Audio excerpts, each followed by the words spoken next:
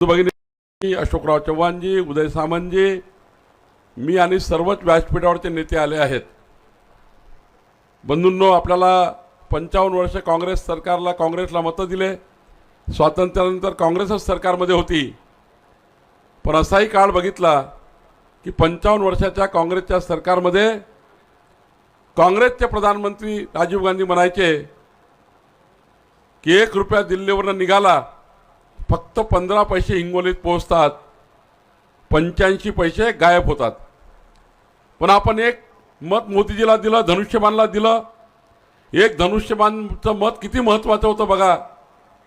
आता मोदीजी प्रधानमंत्री या 10 वर्षामध्ये आल्यानंतर या देशामध्ये अशी स्थिती निर्माण झाली की दिल्लीवरनं जर 1 रुपया निघाला तर हिंगोलीमध्ये पूर्ण 1 रुपया पोहोचतो. एक धनुष्यबाणचं मत 1 रुपया पूर्ण पोहोचतो. म्हणून काँग्रेसने गरीबी हटावचा नारा दिला, पण 50 वर्ष 55 वर्ष मतं घेतली. काँग्रेसने कधी गरिबी हटवली नाही. उलट काँग्रेसने गरीबाला गरीबच केलं. पण माननीय मोदीजीला आपण एक मत दिलं, धनुष्यबाणला एक मत दिलं. माननीय मोदीजींच्या नेतृत्वामध्ये या ठिकाणी 25 कोटी लोकांची गरिबी हटवण्याचं काम मागच्या 10 वर्षामध्ये गरिबी रेषेच्या वर आणण्याचं काम मोदीच्या सरकारने केलं. म्हणून 55 वर्ष काँग्रेसला मतं दिलेत. या देशामध्ये 36 मोठे घोटाळे झाले, पण माननीय मोदीजीला मत दिलं, धनुष्यबाणला मत दिलं. या देशामध्ये मागच्या 10 वर्षामध्ये एकही घोटाळा झाला नाही. मोदीच्या सरकारमध्ये एकही घोटाळा झाला नाही.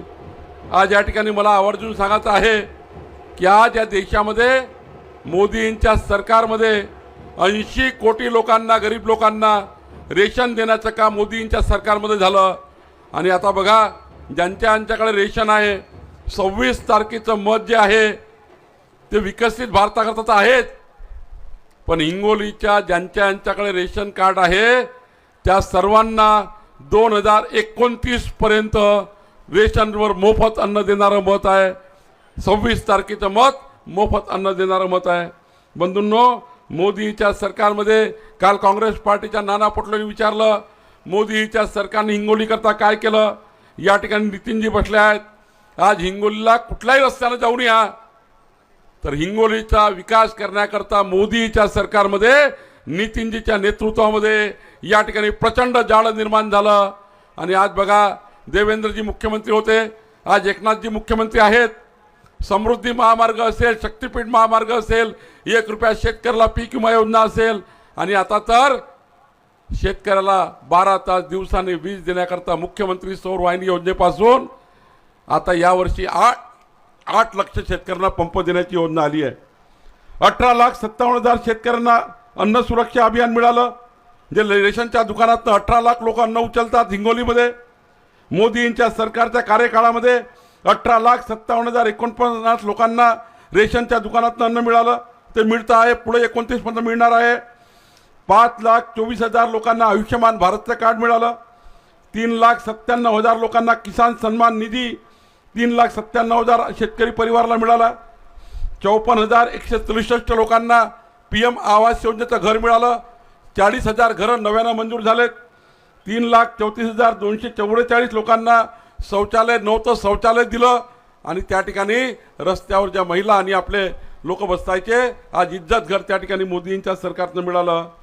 आणि 2,75,876 घरी नळानं पिण्याचं पाणी देण्याचं काम मोदीच्या सरकारने हिंगोलीमध्ये दिलं. आणि म्हणून बंधू भगिनींनो, 26 तारखेचं मत हे मोदीजींना विकसित भारताकरता पाहिजे आहे. नितीनजी सारखे नेते मोदीच्या मंत्रिमंडळामध्ये मंत्री आहे. या विदर्भ, या मराठवाड्यामध्ये, या महाराष्ट्रामध्ये विकसित मराठवाडा, विकसित विदर्भ करण्याकरता नितीन गडकरीजी सारखे एक नेते या ठिकाणी आपल्याला निमंत्रण द्यायला मतदानाचं निमंत्रण द्यायला आले आहेत. आणि बंधूंनो, 26 तारखेचा जो विकसित भारताचा महायज्ञ आहे, या महायज्ञामध्ये आपली सर्वांची मतदानाची आहुती टाकावी लागणार आहे. आणि 26 तारखेच्या मतामध्ये 2 गोष्टी अत्यंत महत्त्वाच्या आहे. मोदीजींनी 14 एप्रिल 2024ला महामानव डॉक्टर बाबासाहेब आंबेडकरांच्या जयंतीच्या दिवशी 14 एप्रिल महामानव डॉक्टर बाबासाहेब आंबेडकर जयंती होती. 17ला रामनवमी आहे, 23ला हनुमान जयंती आहे. माननीय मोदीजींनी 14 एप्रिलला जो जाहीरनामा वचननामा दिला 2024 ते 2029 या 5 वर्षामध्ये 2 अत्यंत महत्त्वाच्या गोष्टी मोदीजींनी वचननामा दिला आहे. मोदीजींनी गॅरंटी दिली आहे. या देशामध्ये मोदीजींच्या नेतृत्वातलं सरकार, नितीनजी त्या सरकारमध्ये आहेत. बघा, या महाराष्ट्रामध्ये देशामध्ये समान नागरी कायदा लागू झाला पाहिजे. लागू झाला पाहिजे की नाही? हिंगोलीकरला काय वाटतं? जर जोरात हात वर करून सांगा मला. समान नागरी कायदा लागू झाला पाहिजे की नाही? लागू झाला पाहिजे. याकरता 26 तारखेचं मत आहे. या देशामध्ये 1 नेशन 1 इलेक्शन लागू झालं पाहिजे. एकाच वेळी सर्व निवडणुका झाल्या पाहिजे. वारंवार निवडणुकीचा ओझा बोझा आपल्यावर येऊ नये म्हणून 26 तारखेच्या नंतर मोदींच्या नवीन सरकारमध्ये 1 नेशन 1 इलेक्शनचा निर्णय माननीय मोदीजींनी वचननाम्यात दिला आहे. पुढच्या 5 वर्षामध्ये जनतेला मोफत अन्न देण्याची योजना मोदीजींनी वचननाम्यात दिली आहे. गरिबांना 3 कोटी घरं बांधण्याची योजना दिलेली आहे. 70 वर्षाच्या वरच्या लोकांना आयुष्यमान भारतचं कार्ड देण्याची योजना मोदीजींनी केली आहे. सूर्यघर देऊन सूर्यघराच्या माध्यमातून गरीब माणसाला 300 युनिट विजेचा तुमच्या घरावर सूर्यघर देणार आहे आणि 15 वर्ष विजेचं बिल माफ होईल असा वचननामा माननीय मोदीजींनी दिला आहे. 3 कोटी महिलांना लखपती दीदी करण्याची योजना या ठिकाणी केली गेली आहे. वचननाम्यामध्ये 14 मध्ये मोदीजींनी दिलेले वचननामे पूर्ण करण्याची त्या ठिकाणी काम झालं. 2019ला मोदीजींनी 75 वचननामे दिले होते. 75 वचननामे पूर्ण केले आणि आता बाबासाहेब आंबेडकरच्या जयंती दिवशी 2024 आणि 2029चा देश मोदीजींनी वचननाम्याच्या माध्यमातून विकसित देश आपल्या समोर मांडला आहे.